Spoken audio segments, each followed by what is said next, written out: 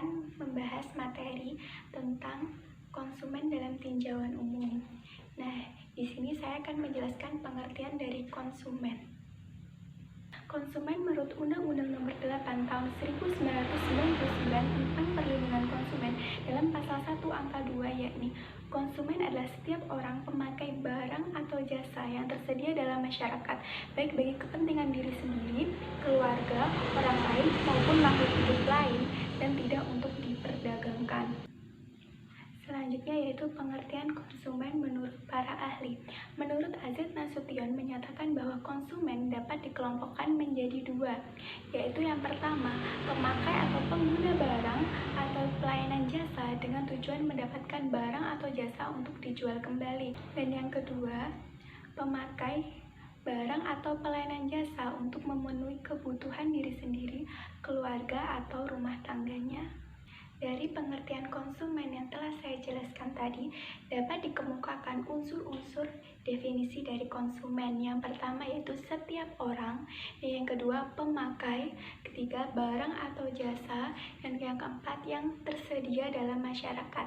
Yang tersedia dalam masyarakat di sini adalah barang atau jasa yang ditawarkan kepada masyarakat sudah harus tersedia di pasaran atau terdapat dalam ketentuan pasal 9 ayat 1 huruf E UU PK.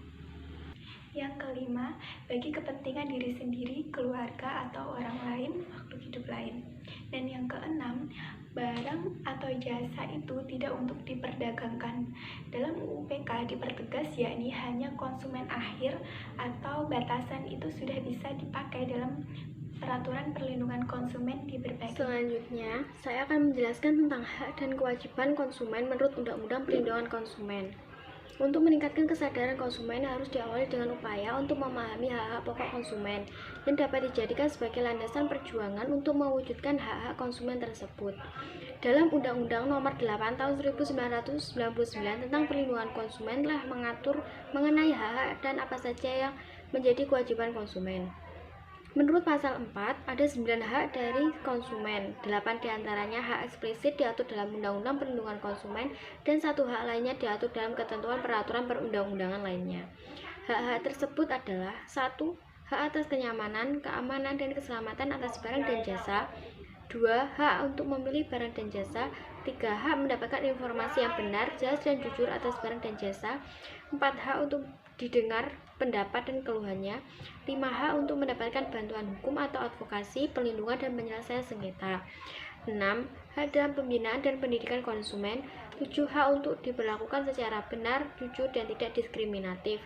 8. Hak untuk mendapatkan kompensasi atas barang atau jasa yang merugikan. 9. Hak yang ditentukan dalam perundang-undangan lainnya. Adapun kewajiban konsumen sebagaimana diatur dalam Pasal 5 Undang-Undang Nomor 8 Tahun 1999 tentang Perlindungan Konsumen, yaitu 1. Membaca dan mengikuti petunjuk informasi atau prosedur pemakaian atau pemanfaatan barang dan jasa atau demi keamanan dan keselamatan.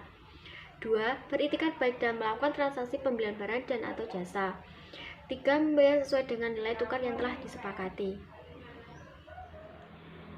Selanjutnya, hak dan kewajiban konsumen menurut Undang-Undang ITE. Undang-Undang Nomor 11 Tahun 2008 tentang Informasi dan Transaksi Elektronik mengatur mengenai hak dan kewajiban konsumen dalam beberapa pasal di dalamnya. Hak konsumen dalam Undang-Undang Nomor 11 Tahun 2008 diatur dalam bab 3 mengenai informasi, dokumen, dan tanda terima elektronik pada pasal 9 dan pasal 10. Pada pasal 9 berbunyi, pelaku usaha yang menawarkan produk melalui sistem elektronik harus menyediakan informasi yang lengkap dan benar berkaitan dengan syarat kontrak, produsen, dan produk yang ditawarkan.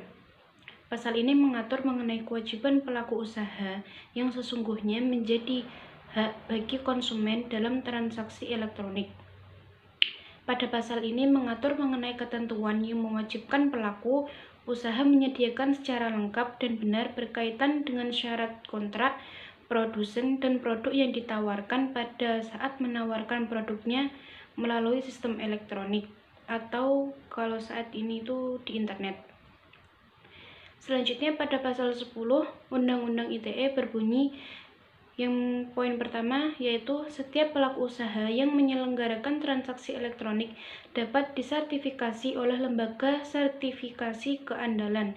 Poin yang kedua, ketentuan mengenai pembentukan lembaga sertifikasi keandalan sebagaimana dimaksud pada ayat 1 diatur dengan peraturan pemerintah.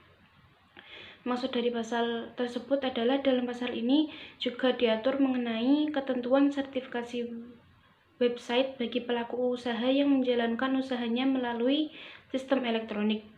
Pada pasal 45 Undang-Undang ITE juga memberikan ancaman pidana bagi pihak yang menyebarkan berita bohong yang berakibat pada kerugian konsumen. Pasal 38 ayat 2 juga diatur mengenai gugatan yang dapat diajukan oleh masyarakat apabila dirugikan oleh pelaku usaha yang menyelenggarakan sistem elektronik. Assalamualaikum warahmatullahi wabarakatuh. Perkenalkan, nama saya Sarah Haryanti Bahtiar dengan nomor induk mahasiswa 931202319 akan mempresentasikan hak dan kewajiban konsumen menurut Undang-Undang Kesehatan. Secara garis besar, hak-hak dan kewajiban konsumen dalam Undang-Undang Kesehatan juga telah diatur berdasarkan Undang-Undang Nomor 23 Tahun 92 tentang Kesehatan. Hak-hak konsumen meliputi yang pertama, informasi, yang kedua, memberikan persetujuan, yang ketiga, rahasia kedokteran, dan yang keempat, pendapat kedua atau second opinion. Hak konsumen menurut Undang-Undang Pasal 55, yang pertama, setiap orang berhak atas ganti rugi akibat kesalahan atau kelalaian yang dilakukan oleh tenaga kesehatan. Yang kedua, ganti rugi sebagaimana dimaksud dalam ayat 1 dilaksanakan sesuai dengan peraturan perundang-undangan yang berlaku. Pemberian hak atas ganti rugi merupakan suatu upaya untuk memberikan perlindungan bagi setiap orang atas suatu akibat yang timbul, baik fisik maupun non-fisik, karena kesalahan atau kelalaian tenaga kesehatan. Perlindungan ini sangat penting karena akibat kelalaian atau kesalahan itu mungkin dapat menyebabkan kematian yang menimbulkan cacat permanen. Yang dimaksud dengan kerugian fisik adalah hilangnya atau tidak berfungsinya seluruh atau sebagian organ tubuh, sedangkan kerugian yang non-fisik berkaitan dengan martabat seseorang. Sedangkan mengenai kewajiban konsumen berdasarkan UU Nomor 23 Tahun 92 tentang Kesehatan, meliputi yang pertama, membaca atau mengikuti petunjuk, informasi, dan prosedur. Yang kedua, beritikat baik. Yang ketiga, membayar sesuai dengan nilai tukar yang disepakati. Yang keempat, mengikuti upaya penyelesaian hukum sengketa pelindungan konsumen secara patut.